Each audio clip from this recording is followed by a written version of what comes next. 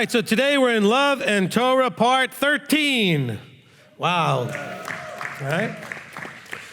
Part 13. Now, if you've missed the other 12 parts, just walk out now and don't turn off the computer. No, I'm kidding. You'll get enough out of today that it won't matter that you missed the other 12 parts, but you still need to go back and get caught up. But we are in part 13, and of course we subtitled this, What's Love Got to Do with It? What's love got to do? Okay. We've done that like every week. That's fine. It doesn't get old. Yes, Rabbi, it does get old. Okay, never mind. All right, so a quick recap, because we haven't done this now for a week. We're looking at the two great commands. Okay, the two great commands were to love our Creator and to love each other. To make it simple, to paraphrase the deal, loving Elohim, loving your neighbor. We've been focusing up to this point still on the loving Elohim part. And we got into Psalm 119 because we know that David HaMelech, King David HaMelech, is a man after Yahweh's own heart. And we wanted to examine how that heart would be expressed towards Yahweh and why he would be referred that way. And he does have many verses that do emphasize the love towards Elohim and how it connects to Torah observance. His love of Torah and his love of Elohim and how those go together. Because what we've learned up to this point through the other 12 parts is that almost everywhere that loving him is concerned or brought up or talked about, observing the commandments is linked to all of that. Okay, we know and we've seen that many, many times. So we are up to verse 85 in Psalm 119. Okay, so we're going to begin here in verse 85. And then we'll see what we can learn and how we can glean into. So we're looking to see as we go through this, and a lot of you did the 119 challenge that we did a couple of weeks ago, okay? So that 119 challenge and what you're doing today is the same thing in terms of looking to see if as you read David's words, can you feel the same way? Can you think the same way? Because I think the reason that we look at the way Yahweh looked at him, he said he's a man after Yahweh's own heart. I believe it's also because he had the mind that he also let be in him that was like the Almighty's mind. So like we have in Philippians 2:5, let this mind be in you that was in Messiah Yeshua. So it's how we think and how we feel. And you can see that all throughout Psalm 119. So when he says that he's a man after Yahweh's own heart, actually one of the translations for lev, for heart, really is mind. Okay? It's not just the emotions, but it's a thinking. Okay, it's a thinking part. Because otherwise we're just thinking about emotions. Our emotions are often mindless. Okay? Or a lot of times when people are emotional, we say they're out of their mind. And so we want to understand that this is a consciously driven emotional space. An aware, thoughtful, emotional space. So David's heart is really as we examine how he thinks and how he felt through his mind process, his thinking process, his approach towards the Almighty and towards the instructions, the commandments, and the Torah that comes from the Almighty. Amen? All right, verse 85, the proud have dug pits for me, which is not according to your Torah. Okay, so the proud, now if we go back, and I'm not going to go back and try to find the verses where it says it, but we did talk about this last time, that we're talking about proud, he's often referring to those who should know better that don't know better. He's not just talking about those in the world who shouldn't know better, who don't know anything. They're those that think that they understand and they know, and they're going to lay traps for me. They're going to set pits for me. They're going to dig holes for me to fall into. Hasatan, the opportunist, loves to utilize proud people to try to set traps for those that are trying to walk this out correctly. He said, the proud have dug pits for me, and that's pits that are not according to the Torah. Now, you could read this one of two ways. Either they're digging the pits is against Torah, which, I mean, if you were to dig a hole that someone would fall into, that would be against Torah to do that, to cause somebody harm. But I think what he's trying to say, he said, they have dug pits for me because they've had things that are against Torah that they're trying to put forth in their pride. Okay, the proud have dug pits for me, which is not according to your Torah. All your commands, though, are trustworthy. And they have persecuted me with lies. Help me. And so their understanding of the world and of the Torah and of the Creator and all things, David gets persecuted. Any of you get persecuted because of your beliefs in the Creator and the Torah in the Messiah and how you observe things and keep things? Of course. So we have that in common with David HaMelech, King David. They almost made an end of me on earth, but I did not forsake your orders. See, he's connecting it to the orders, to the commands. So I believe it's reasonable to say that this is not just that they've almost made an end of me, like literally killed me, but they've pushed and they've prodded and they've tempted and they've set these traps and they've dug these pits to get me to not trust your orders. This is not just about physical protection here. He says, the proud have dug pits that are not according to your Torah. The commands, though yet I understand, are trustworthy. They persecuted me with lies. In other words, they said, well, you're doing it wrong. That's not what Yahweh said. You don't need to be doing that stuff. How many of your friends have told you that you've fallen from grace and salvation because you're trying to keep the commandments? This is persecuting you with lies. You don't want to be falling for those traps or falling into those pits.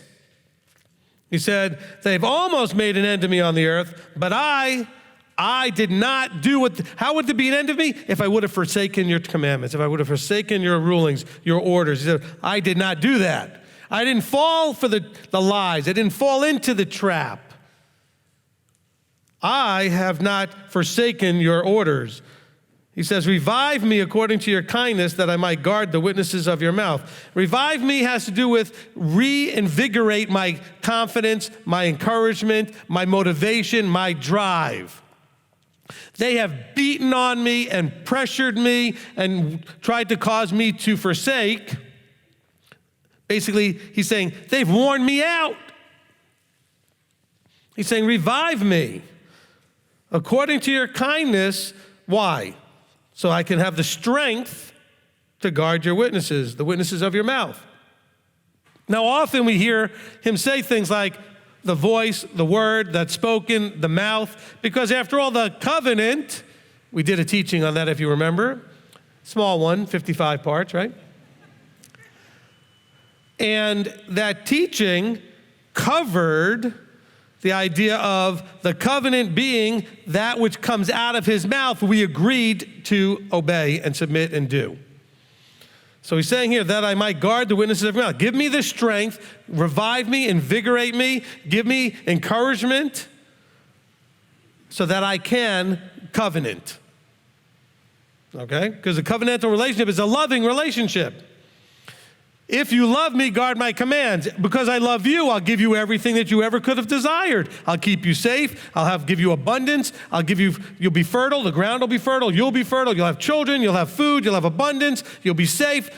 I love you. That's what you get. You love me. That's what I get. There is no separating love and the Torah in relationship to him and to each other. That's the way he designed it. And so King David is saying, look, give me a renewed energy and vigor so that I might obey and guard the witnesses of your mouth. Verse 89, forever, O Yahweh, your word stands firm in the heavens.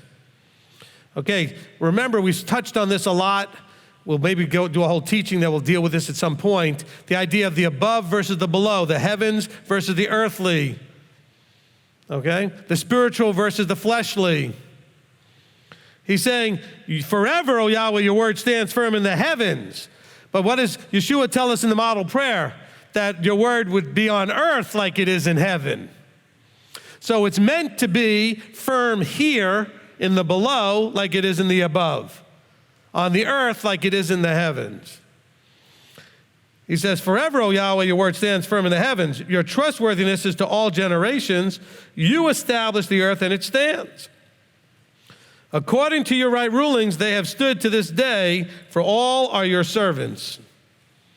Now, let's understand that he's trying to make a point. He's saying, I recognize, this is part of what you need to get strong when you have weak moments, is you have to recognize his authority, his sovereignty, his plan. He says, I recognize while people are setting traps for me, and they're digging pits for me, and they're persecuting me, yet I recognize that forever, O Yahweh, your word stands in the heavens, and it's supposed to be the same down here. And I trust that you have a plan to establish that too. So he says, you are trustworthy to all generations. You establish the earth and it stands. Now he didn't say you just created, he said you establish the earth. So you're going to take it and make it into what you had designed it to be. You're going to cause or allow till ultimately it becomes what you had intended it to be, to establish it. You know, he says in Deuteronomy, when we read in we call this the Birkat Hamazon, the blessing after the meal, it says that he gave you the power to create wealth for what purpose? To establish his covenant. So we have the power to create wealth, and we use that wealth to establish, to use it to make what it was designed to be. So it's establishing here on the earth. And it stands. Now, according to your right rulings, they have stood to this day for all of your servants. Now, he's not saying we all are his servants, or every human being is servants. He's saying these things that you have established serve you. All the things that you have made, the heavens, the earth, your orders, your right rulings, your Torah, these things, they have stood to this day. Not we, not people, no people in this discussion. These things have stood, for all of these things are your servants. They accomplish your desire. The heavens, the earth, the Torah. We get an opportunity to take that in and then be a part of establishing. But these things are at the moment his servants. Now, human beings also can be his servants, but that's a choice we have to make. He opens the eyes, opens the ears, calls, draws, whatever you want to use as your word for understanding that, and then we have a choice. The heavens don't have a choice. The earth doesn't have a choice. He establishes these things. We have a choice. Those things all serve him. The Torah, the word, the message, the instructions, the guidance, all serve him. When he says, if you do, you'll be blessed, that serves him. If he says, if you don't, you'll be cursed, that still serves him. Because hopefully through the cursing, you get the wake-up call to get over to the other side where the blessing is. You shift from the disobedient side, you shift over to the obedient side. Okay? So all of your servants, verse 92, if your Torah had not been my delight, I would have perished in my affliction. This is important for all of you that are dealing with, we'll call it psycho-emotional issues of negatives like depression, anxiety, okay, insecurity. Very common. Okay, not picking on anybody who has these things. As a matter of fact, it's rampant. Like most people have some level of these things. So what is David saying? He's saying, if I had not delighted in your Torah, delighted in all the things you said. In other words, I took joy and pleasure knowing you have a plan, knowing you're in control, knowing you have it all in order, ultimately, even though it's allowed to go in different directions from time to time, but ultimately it all serves your purpose. If I had not delighted in all of that, I would have been depressed, I would have perished, I would have been insecure, I would have had all of those problems. Because listen to all of the things that he says throughout this. You hear his moments. They're persecuting me, they're threatening me, they're doing this. But I delight in your Torah. And had I not delighted in your Torah, that could have owned me. It could have overwhelmed me. I could have perished. And by perished, it doesn't necessarily mean just, I literally could have died. I could have gone a way that would have led to perishing. Which, by the way, that's the result of breaking covenant. That's the result of rejecting the Almighty, perishing. The result is not torture forever. The result is not some other thing that, Dante or the Catholic Church made up. The result is perishing. He said, if I had not, now how do you not perish? You delight in his Torah. You take joy in his Torah. He said, if your Torah had not been my delight, oh man, my life is really rough right now and I'm miserable and man, everything's going wrong and people are beating on me and nothing seems to be going right. Oh, wait a minute. But all things work to the good. But wait a minute. Yah's in control. But wait a minute. He's got a plan all the way to a new earth and a new heaven, and he's got a plan to wipe away every tear. I'm okay. I can be okay, even though all this stuff is happening. Oh, wait a minute. In his Torah, he said all this stuff would happen. I could take comfort in that. It's happening according to what he said. Awesome. Let the Torah be your delight so that you don't perish in your affliction. By the way, he didn't say, if the Torah had not been my delight, I would have had affliction. He said, I have affliction. Delighting in the Torah, you notice, did not prevent the affliction. Delighting in the Torah did not prevent the affliction. He still had affliction. He said, but had I not had that love, that joy, that delight in your Torah, the affliction would have killed me. I would have been destroyed by that place, physically and emotionally. And then you could add to that spiritually, all right? He says, let me never forget your orders, for by them you have given me life. We see this over and over again throughout the Tanakh. You don't see this in the way mainstream Christianity teaches you the Pauline writings, but you see it in Paul if you know what to look for. But you see this absolutely straightforward everywhere in the Tanakh, that it's Torah observance that gives you life, leads to life and life more abundantly. I lay before you life and death, Moses says. Choose life. He says that I've given you the word and all the instructions of Yah, which are for your good. Look, even when they asked Yeshua himself, Master, good teacher, what do I need to do to have eternal life? And what was his answer? Keep the commandments. Of course, that was too simple an answer for the person, so he said, well, which ones? I don't know if he was trying to just ask the question because he didn't know, which I doubt very much because he's kept them, he said, since his youth, but because he may have been trying to wonder, is there only certain ones I need to do? Is there any ones I don't need to do? I mean, this is always human beings' way of looking at things. I want to do the least possible to get in by the skin of my teeth. This is the way most people want to interpret in Matthew when he says that, the greatest in the kingdoms were those teaching to do the commandments, and the least in the kingdom are those teaching to break it. But then in your mind, you're thinking that means they're still in.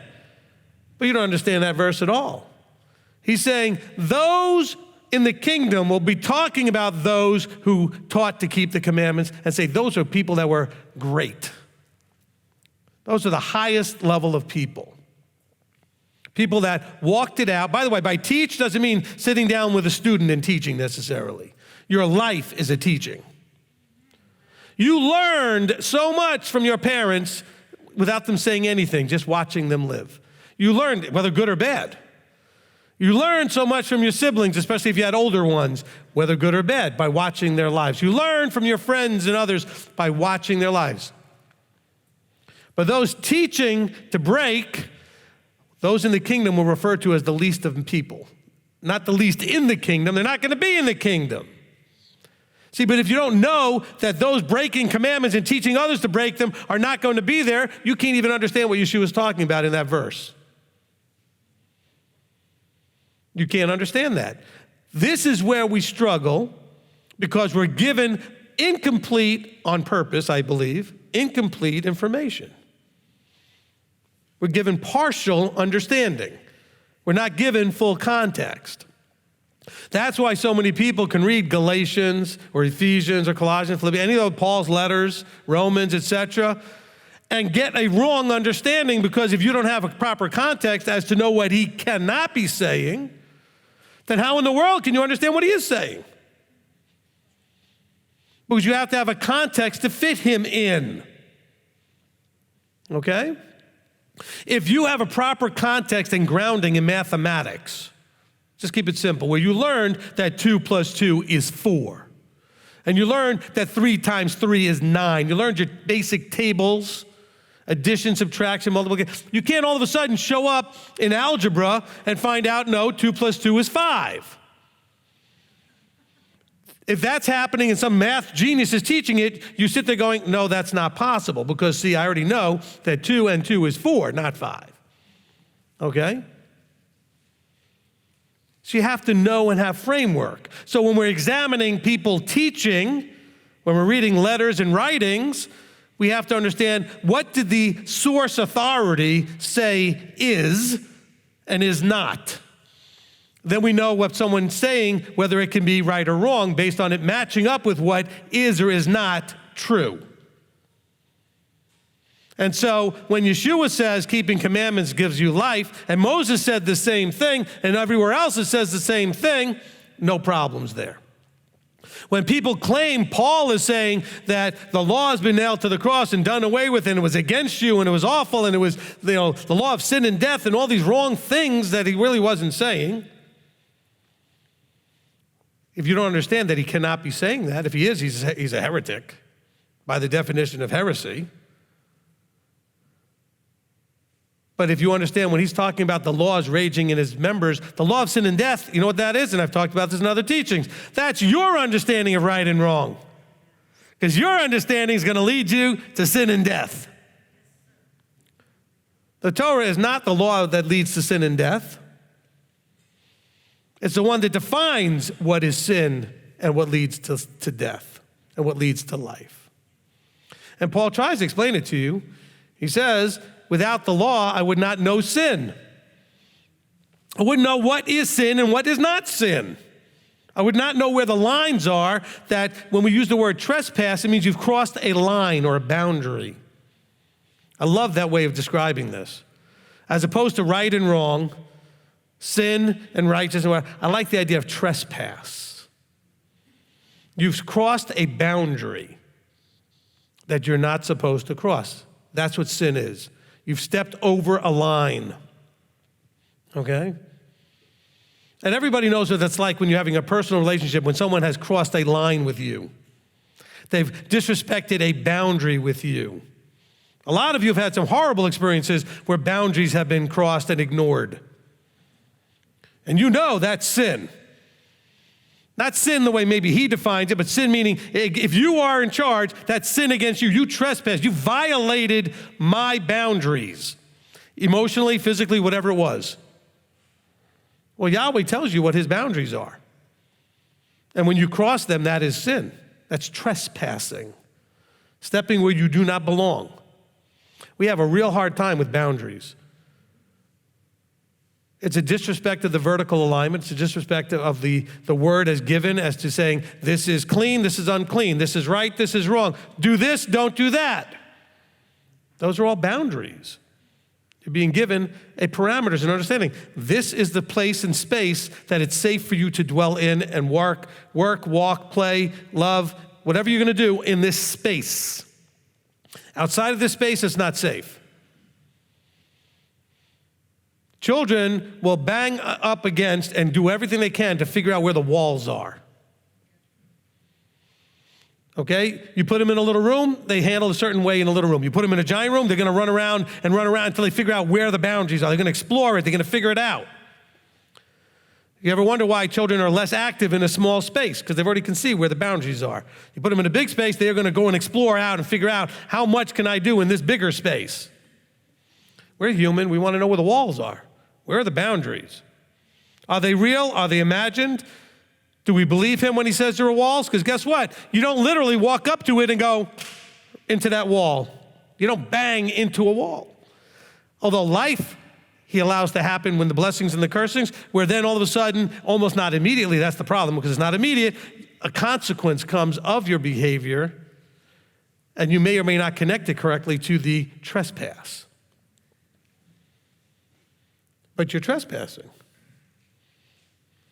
And he says here, David's talking about in verse 93, he says, let me never forget the boundaries you set, the instructions you give, your orders, because by them you have given me life.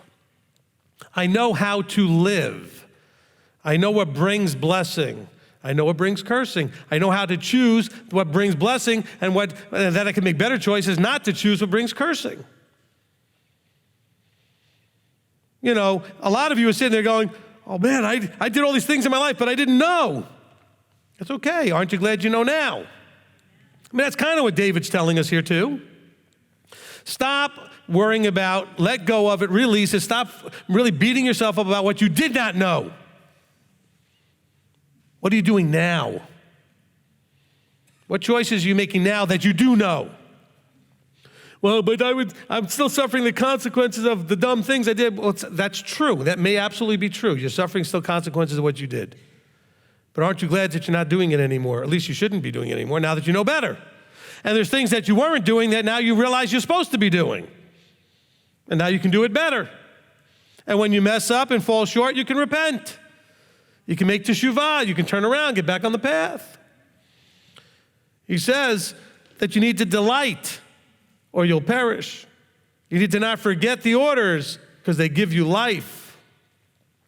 Verse 94, I am yours.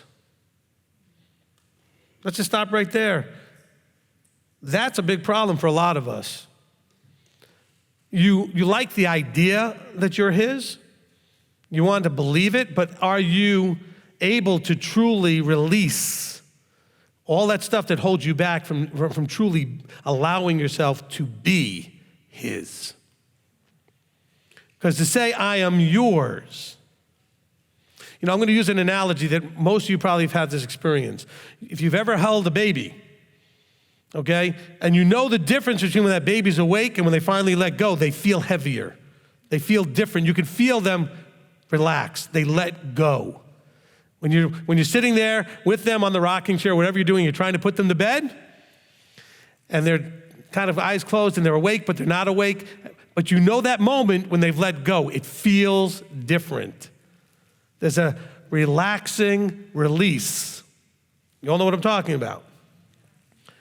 That's what you need for verse 94.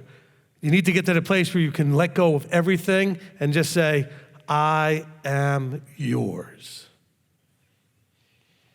See, a baby's able to do that because at that moment they feel completely and utterly safe, protected, at peace, no concerns, no fears. They can let go. Some of us really have a hard time sleeping because we have so much going on emotionally that we have a hard time letting it go. And then you never have the peace. But can you truly relax? Some of you are thinking, I don't even know what that means. What do you mean relax? How can I relax with all this stuff happening all the time? I don't know. You can if you realize you're his. Then you can let it all go. I'm yours. He says, I am yours, save me. He says, for I have sought your orders. So he's reminding him, says, you have said that deliverance comes out of seeking you, trying to do things your way, focusing on you, submitting to you. He said, I'm yours. Now, bear in mind, this now flows after where we started, where he talks about them digging pits, them lying and using misdirection, misrepresentation to try to lead him astray. He says, no. I am yours. I guard your orders. I am yours. I'm not going to perish from my affliction. I am yours. I know you're going to deliver me. I am yours. You don't have to worry about me going astray. I am yours. Mind, body, spirit, etc. I am yours. Nothing can pull me away. By the way, you're supposed to do that when you go under the chuppah and get married. But you know what? You don't know each other well enough to do that, probably, most of you, when you did that. And you weren't ready to give yourself fully. Oh, you might have been willing to give yourself physically and maybe somewhat emotionally, but not fully. You're still holding on to those sovereignties and those other issues. Because part of the I am yours is that you are mine. Okay? And Yahweh already starts off with that default. All are his. There is no question. See, if I'm going to marry you, you have to wonder, is he going to treat me like I'm his, or am I going to treat him like he's mine? See, with Yahweh, you don't have to wonder about his side of it. You are his. I mean, it's not debatable. There's nothing you had to do to make that happen. By default, everything is his. Now, what are you going to do on your side? Are you going to do this part, David going, I am yours? He's also saying, you are mine from the perspective of what you have given me, I cherish and appreciate, and I'm going to do what you want me to do with that. I'm going to delight in what you've given me. I'm going to appreciate what you've given me because I am yours. Not you are mine, like we may have the mainstream of Christianity. Somebody wants to make Messiah into the genie you can rub and he gives you whatever you want, okay? Okay, there's that idea that, well, you need to come up. This is very big now on the TV with all the things going on in the negative, state of the world. People trying to get everybody to give themselves to, who I'm talking about. Come up and make that, that Romans Road confession. Make that confession. You need to, and what do they always say in that? You need to claim him as your personal Messiah. And you've heard me say this. If you haven't, then it's good you're hearing it for the first time. He's not your personal anything. You belong to him. He paid for you. You were bought with a price, not him.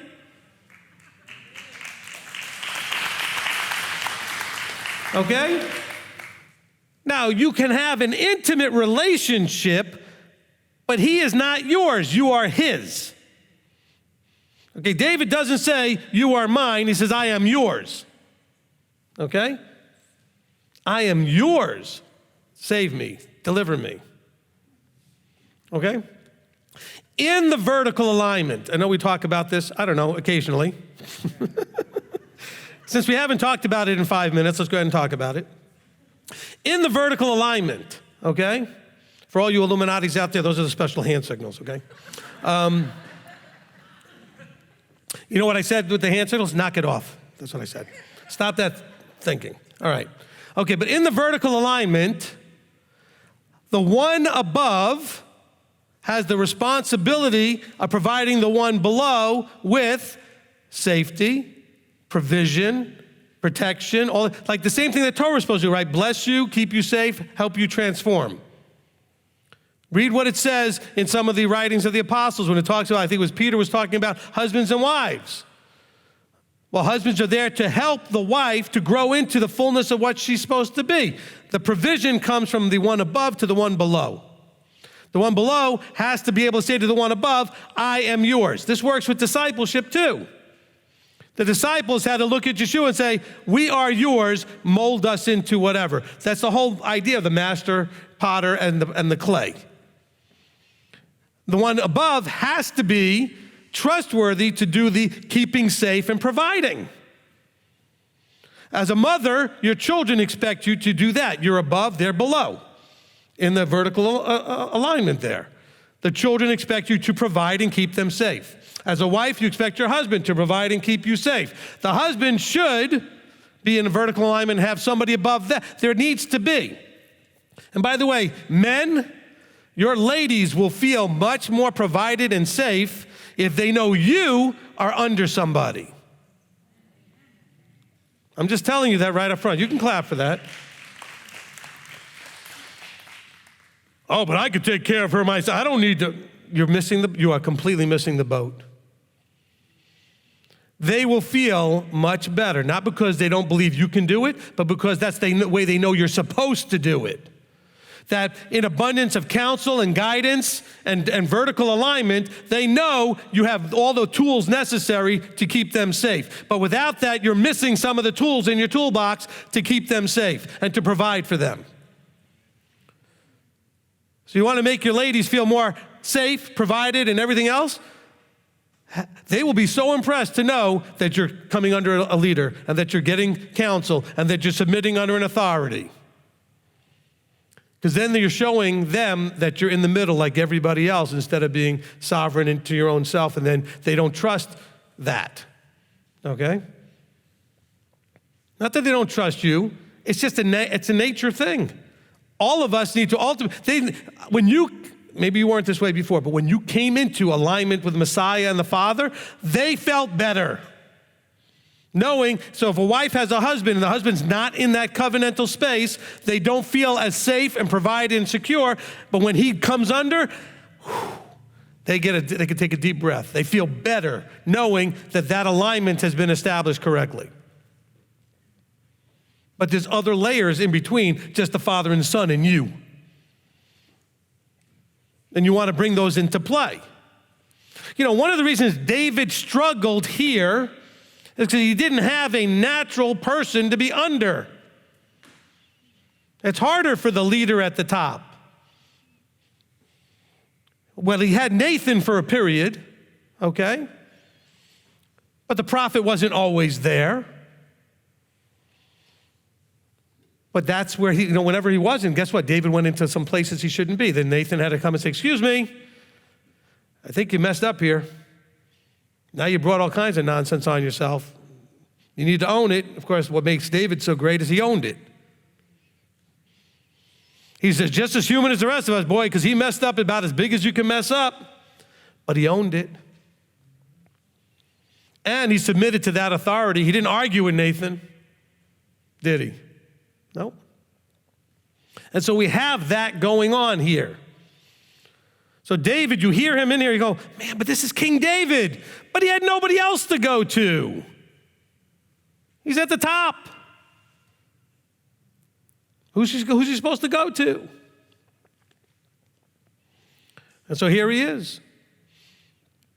Now bear in mind, remember, he's challenged because, well, you might say, well, why didn't he go to the high priest? Because the high priest has a different role. It's a temple role. He needed a Melchizedekian, which would have been like the prophet.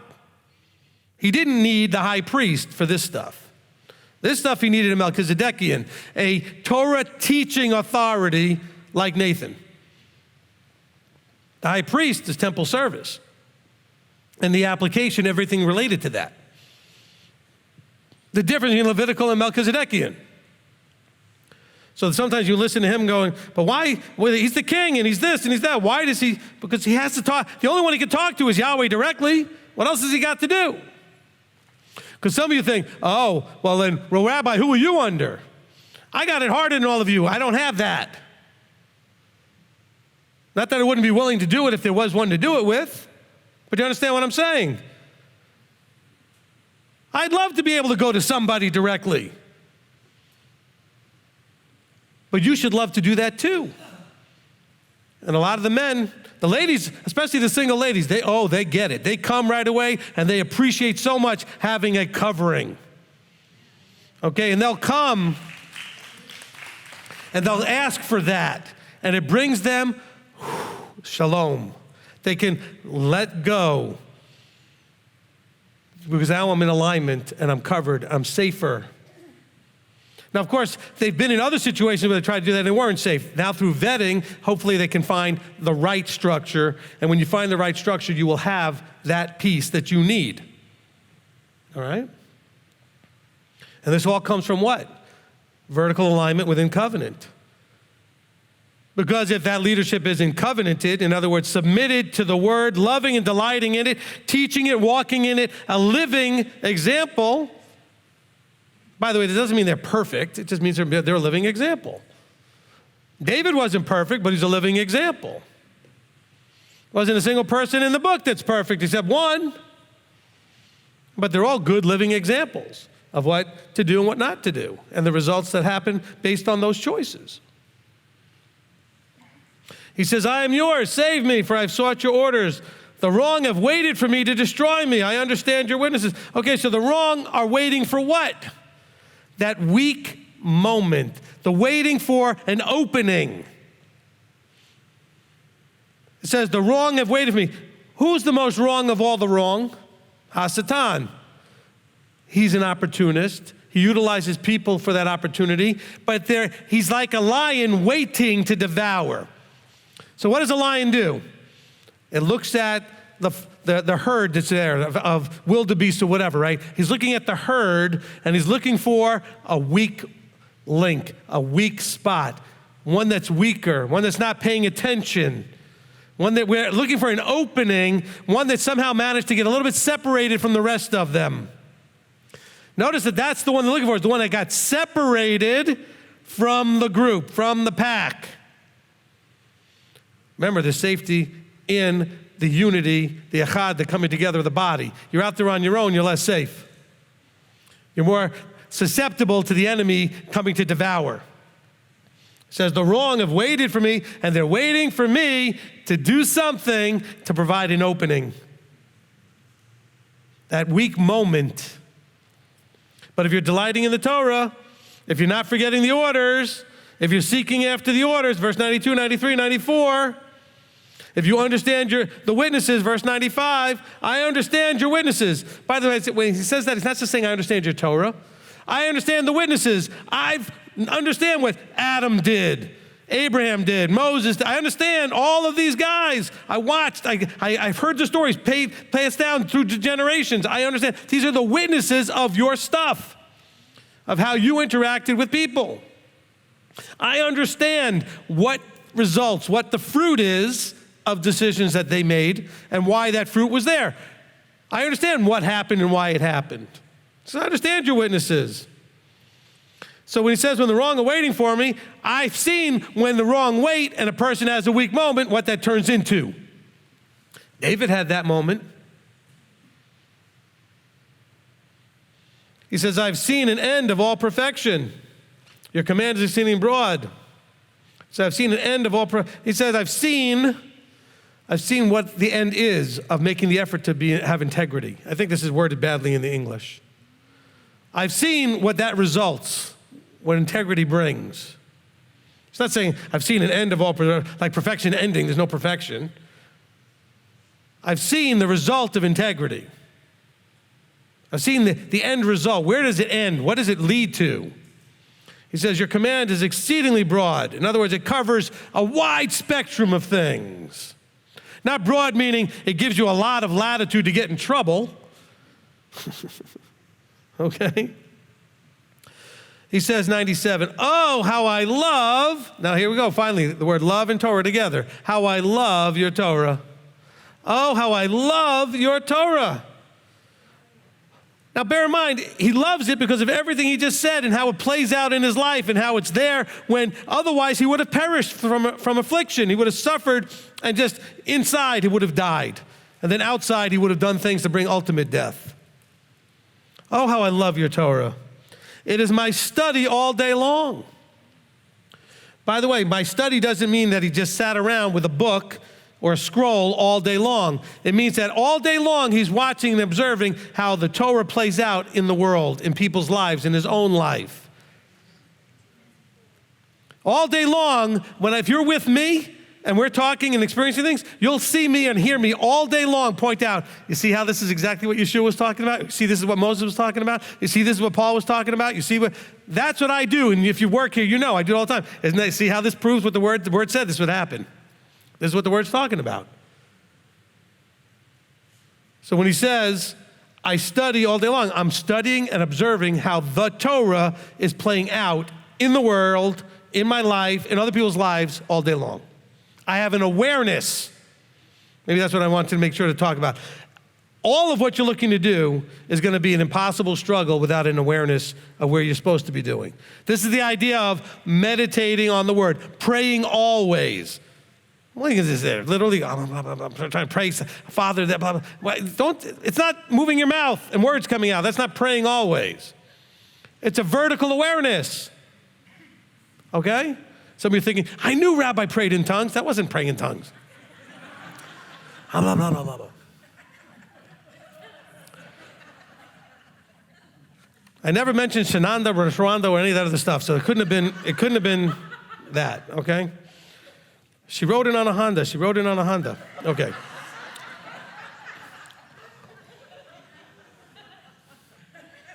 Okay. Go let those Word of Faith guys know. See, it works. Okay. No, I'm saying is you don't need to be talking to pray always. Okay? What ultimately is prayer? A communication vertically, and by the way, in both directions. Okay? Prayer is a awareness and connecting vertically. And that's simply a level of awareness you have to have. You need to always be aware that you are, Big Brother's watching. This is not 1984. Big Brother has always been watching. Okay? And having that awareness, that knowing that accessibility. It's kind of like, I love the way Tevye does this in Fiddler on the Roof. He's by himself, He's talking to the Creator. He's always having a conversation. He goes, I know you're busy, but, I got something to talk about.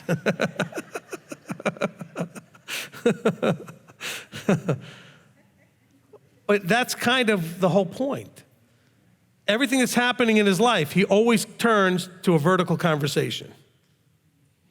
Something happens. What am I going to tell my wife? Something happens. What am I going to do with my daughter? Something happens. But it's always not just what am I. He's talking. He's saying, asking, what am I do now? Can I bend this far? Can I do this thing? Can I allow this thing? But it's an awareness, a vertical awareness. Okay, if you've not seen Fiddler on the Roof, go see it. Just beware that it's addictive. You'll see it once, you'll see it 100 times. It's just the way it is. Once you've seen it once, you watch it every week for the next month. That's just the way it works. All right. Where am I now? Okay, verse 97. Okay, oh, how I love your Torah. It is my study all day long. Now, bear in mind, think of the emotional behind that. He's saying, oh, you know what this is like? If I were a rich man, right? There's the part of that song, he says, I would study 7 hours every day, and that would be the greatest piece of the whole puzzle there. The greatest thing of all. If I was rich, I could study your word. Okay? And I want you to imagine feeling like he was feeling at that moment. That's, I think, what David's talking about right here. Oh, how I love your law, your Torah, your instructions. Because here he's talking about I'd be rich and I'd have this big mansion and my wife would have servants and all these wonderful things. But ultimately, he's not that emotional about it. He's just having fun. He's dancing, he's singing, doing all this stuff. But then he gets to the truth. He said, I'd have the time to study, which I don't have as a man who's a milkman and a farmer and what he had to do. I'd be able to study hours during the day, and that would be the sweetest, the greatest thing of all. And with modern technology and the way things are, we don't have the burden that a lot of people do have when we used to be in the agricultural time. We can go to work, and when we come home, we're done. You have time. You can study the word. Aren't you glad he gave you Shabbat so that you have a day where you have no choice?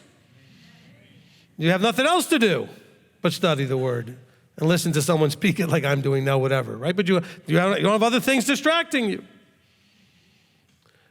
Give you an appreciation of Shabbat. Shabbat isn't something you have to do. It's something you get to do. If you can actually figure it out and understand, Shabbat is coming. You should never think that way. You should be like, Shabbat's tomorrow. Yay! Okay? Amen. And he says, look, because I love your Torah and I study it all day long, your commands make me wiser than my enemies, for it is ever before me. Now, bear in mind, he's not just talking about his enemies in general, but I think he's still talking about those that are trying to dig pits for him to fall into, those that are trying to lead him astray, those that are trying to take advantage because they're waiting on him to have a weak moment. He says, but my study of your word, he said, your commands, they make me wiser. Because Yahweh tells you that the fear of Yahweh is the beginning of wisdom. It's the beginning of understanding, beginning of knowledge. All right? He says, they make me wiser than my enemies, but only, see, he didn't say it this way, but he did, because it's always in front of my eyes. It's always in front of me. I'm aware of it. If you study it and have no awareness of it after you put the book down, then it doesn't help you with anything. There's no wisdom gained from it. Information went in your head and it's just sitting, rattling around, and they're doing nothing. Okay? Wisdom has to do with the application of information. We've often talked about the idea that people say, well, knowledge is power. That's a lie. Knowledge has no power to it whatsoever. It's potential power. Okay? For knowledge to be power, it requires action. Applied knowledge is power. Okay, so he's saying, so think of applied knowledge as wisdom. So David's saying, I have wisdom because your instruction is always right? When we talk about the Shema and the Vahavta, it's like frontlets before your eyes. It's bound on your hands. It has to do, look at the armor of Elohim. It's girded around my waist, right? The belt of truth, right? These things, the word, the truth, is always a part of what I'm doing, how I walk, how I do, how I think. It's in frontlets before my eyes. It's in the actions of my hands. It's all there. That's where the wisdom gets applied, or the knowledge gets applied, and that's where wisdom is. Okay, so you're told that even to lust after man, woman, doesn't matter, whichever side you're on that, that's already like breaking the commandment of committing adultery. Wisdom then dictates when you see and you're aware, you saw someone and it made you go, because you thought maybe they were attractive in some way. If it's as frontlets before your eyes, there's a part of you that says, and that's all that thought needs to do. I now need to move on. That thought doesn't need to be another second. I need to now redirect my attention. It's totally normal to notice the first thought. Because maybe most cases you're not looking for that. You happen to be walking along or being somewhere, somebody turns a corner and you go, ooh. Well, that's normal. Okay? All right. Now, some of you are practiced enough that no ooh comes out of your mouth.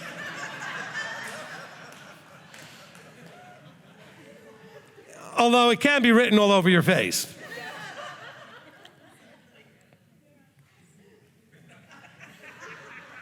Everybody who's listening to this on podcasts is like, why are they laughing? Because I made that face. Okay. But like the joke I've told often, it's like the guy driving down the road, he gets to the red light and there's a beautiful woman on the corner, and she's, maybe it's springtime, she's got a beautiful spring dress on and just looking as lovely as can be. And of course, being a guy, he notices. Okay. Normal. Ladies, don't get mad at them for that because you notice good-looking guys too. That's normal. Now, if, however, you as the driver go around the block again to get a second look, or a third, or a fourth, or if you pull over to get a longer look, now we have a problem. Houston, we have a problem. Okay? But if the law is in front of your eyes, instead what you get is danger, danger, Will Robinson, I'm giving everybody all their 60s references that I can. Okay. All right?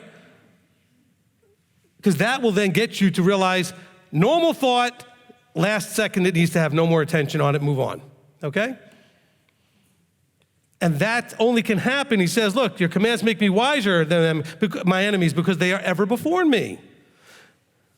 The enemy would like you to dwell on someone not your spouse.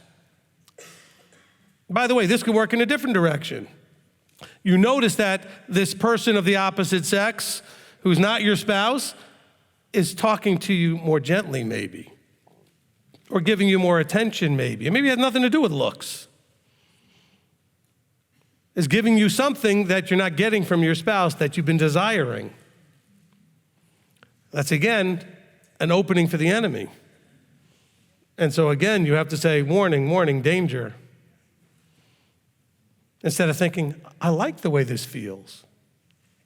I'm going to make sure I'm available for more of that next time I come to work or show up at this store or wherever it is that you're running into this person. Because I like the way it feels. See, if you're letting feelings drive, look what happens. The mind goes, I don't care how it feels, this is wrong. End of story, move on. Oh, no, no, no. Don't go so fast as I grab the hold of the wheel. My emotions say, I like this. I'm going to spend a few more minutes here. This feels good. This is meeting an emotional need that I have. Of course, there really aren't anything called emotional needs. All emotional stuff are wants, but you might think it's an emotional need. I need to feel whatever it is this person's making me feel. No, you don't, but you want to. You want that feeling. You're not getting it from the other person, or maybe not often enough or at all. But you got to be careful, because if you are studying it all day long, if you're loving the Torah, if the commands are going to make you wiser, it only is going to be valuable if it's ever before me. If it's ever in front of your eyes, it's got to be in the front of your thoughts, awareness. That's what it means to have it in front of your eyes.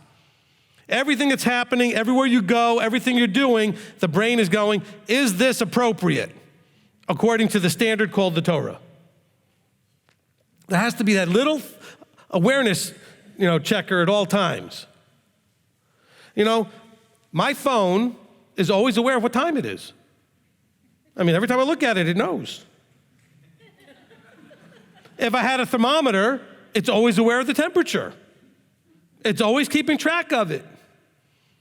Actually, you have a thermometer in your body that's always keeping track of, do I need to put on a sweater? Don't I need to put on a sweater? Do I need to, maybe it's hot, I need to wear a short sleeve. There's an awareness. I need to turn on the AC, I need to turn on the heat. There is something always aware in your body of the temperature. There's also an awareness often of the time. Oh, wow, I forgot, I gotta be somewhere. You have an awareness. Well, you need to have this always going measure. We'll call it, I don't know if it's a barometer or what you want to call it, but something that's measuring and aware all the time. Is the thing my mind and heart is dealing with now, my feelings and my thoughts, is it in line with the covenant? Is it in line with the Torah? Is it in line with what he says? You need to have something that's always on, vigilantly aware. Look, if I have a thermostat in my house, you know what it's always doing? It's okay, I set it for 71. It's always asking the question, if I have the air conditioning on, it's always asking, is it over 71? Nope, okay, we're good. Is it over 71? Nope, we're good. That's 24 hours a day, it's doing that. Every second. Is it over 71? Nope, we're good. Okay, yep, turn on the air conditioning. Kick on the, okay, it's an awareness all the time. Where's yours? Are you always in an awareness? Is this appropriate? Do I need to make an adjustment? Am I doing what I'm supposed to do? Problem is, the thermostat only has one thing to pay attention to. Is the temperature at where it's supposed to be? Do I need to turn on the heat or the air conditioning? What do I need to do to maintain the temperature? You've got to deal with this thing and that thing and that, right? You're going to eat. Now I got to worry about, not worry, but be aware. Is this appropriate to eat? I'm interacting with somebody. Is this the appropriate way to interact with them? Should I even be interacting with this person? Maybe it's not even appropriate for me to interact with this person. Okay? You're married and you're a guy and you're interacting with a single woman. That may not be appropriate under a lot of circumstances. Okay? Now, if that single woman happens to also be a vendor and coming to, whatever they're doing, and that's what you're interacting on that business, then that may be appropriate. What I'm saying is, I've got a bunch of people out there, a lot of you guys, that have Facebook friends with a bunch of single women, and you're married. Why? I don't understand that. Actually, I don't understand Facebook at all anyway, because I don't use it. My wife comes to me all the time. Did you see this? Did you see that? I'm like, I haven't been on in a month. I'm only on when somebody wants me to see something. Did you see this post over here, this post over there? And it's not necessarily about other people. Maybe there was some interesting post or a nice meme or something put. But otherwise, I don't have time for that. Okay? I can't even keep up with emails and everything else. And I've got some of you sending me Facebook messages. I haven't looked at my Facebook messages and I can't even tell you how long. So if you send me Facebook messages, I apologize. I just don't have time. Okay? Same thing with emails. And that's, I do apologize. But we have to be thinking about, this is what David is talking about. He says, I love you, and in my loving you, I know you want, as a way of expressing that love, my submission to your Torah, and I know in doing that, your love expressed back to me is that it keeps me safe, it delivers me from my enemies, it provides all the things that I want out of life, it actually brings me out from perishing, so I have the alternative, which is life. And this all comes back down to love and how the Torah instructs us on how to express that and how to receive that, both from our Creator and from each other. And so he says, look, I love the Torah. I study it all day long.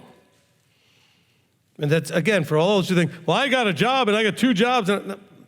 Pay attention during the day. You don't have to literally sit there and study it. But you know what? I bet you make time to watch the shows you want to watch. I bet you make time to play the games you want to play. I bet you make time. You understand what I'm saying? I mean, are you really using all the time you do have? And to stop whining about, well, if I could just do this, this, and this, then I'd have the time. But would you even use it anyway? Would you really? Because I'm telling you right now, there are people listening to me right now that are going to come here next week for Sukkot, and they will not make it through every morning for the Torah study. So talk's cheap. We did this every year. Let's say, I'm going to just give you a number. We had 400 and something people last year. Now, not everybody, because of kids and helping and serving, were able to be at every study. But let's just say, for round numbers, we had 300 people at the first one. By the fifth day, because we had 5 days of this, out of 300, we probably had 75. I'm not exaggerating. I might be being generous, actually. If you were there, you know what I'm talking about. This happens every year. I have no idea what happened. Certain percentage of them may have gotten under the weather. That happens at every feast. You put a whole bunch of people together and, stuff happens. Especially that time of year, even if it had nothing to do with people together, you get a cold, you get whatever's going on. We're not even talking about COVID stuff, just normal stuff. Allergies, colds, all those kind of things start to happen. But from 300 to 75, that doesn't happen just because of that. There are those of you that lose the stamina. He says, do not grow weary in well-doing. Oh, but I delight in his Torah, and I want to study all day long. But we are going to study. Yeah, but we just finished Deuteronomy. So what? I don't get why how is that relevant? So what? I know we just finished Deuteronomy. It happens every year. We finish Deuteronomy, we go to Sukkot, and guess what we read? Deuteronomy.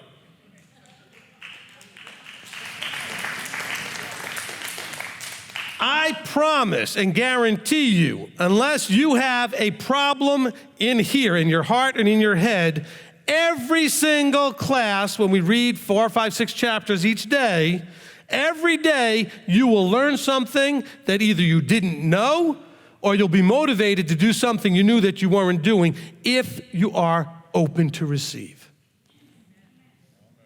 Even if you've done this with me every year, I promise you, because I will come up with, well, I shouldn't say me, he will give me some insight that I've never said before every time. Or help me package it in a way that maybe you never heard it that way before, but that's the way you needed to hear it to finally wake up. Because maybe I used a hammer, but you needed a screwdriver. Or maybe I used, a wrench, but you needed, whatever. I mean, there's different ways, different approaches. If you're a teacher, I don't mean like employed. I mean, that's part of what you are. If you're a teacher, one of your gifts is likely to be the ability to find the approach that works with the student. When I sit down with my son, I'm going to maybe use a different approach than when I sit down with my daughter because they receive information differently and process differently. It's not one because one's the boy, one's the girl. If I had 4 boys or 4 girls, they'd each one still sometimes need a different slight approach for the light bulb to go on. It's not a one-size-fits-all when people get concepts. Well, guess what? I can explain a Torah issue, and that's why sometimes you'll hear me explain it 4 different ways to make the same point. Like, I got it already. Well, maybe you got it on the first one, but the person next to you didn't get it to the third one. The first one didn't make any sense. Then the third one was like, oh, yeah, I get it. Okay? So are you going to have the stamina to show up every day? I mean, I'm 57 now. I'll be there every day. I've been there every day since the beginning. Even for those of you who know I'm not a morning person, I used to be there every day when it started at 9. Now, I may have still been wiping the stuff out of my eyes trying to wake up. Hadn't had breakfast yet. Well, because I didn't usually have breakfast till noon anyway. I just ate lunch with you guys, and it was my breakfast. I didn't care. But I got there, and trust me, I went to bed after all of you also. Every night, okay? That's not to brag. I'm just saying, you're coming to this with almost none of the burdens, none of the responsibilities. You're going to, yes, try to serve in some capacity, but do you love this stuff enough and claim to want to study and everything else? Are you going to show up? It's amazing how very few people miss the meals. that doesn't seem to have a problem with attendance. Okay? And they'll show up to the picnic and the mikveh and all those fun things. And they'll show up to like a shofar class or something they think is fun. But are you going to show up to study the word, to discuss the word, to receive some of that information? And if you're new at all this, you're thinking, we're going to sit all morning and do nothing but read 5-6 chapters of Deuteronomy? Oh, yeah. Oh, you bet.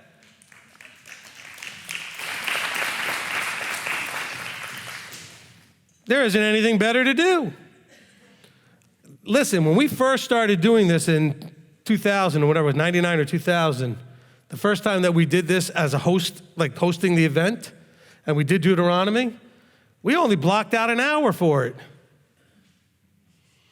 And actually, I think it was Rabbi Tom that gave me the inspiration a few years back to, instead of stopping all the way along as we're reading it and making comments, he said, Rabbi, we're never going to get through. We never did get through the 5 chapters each day.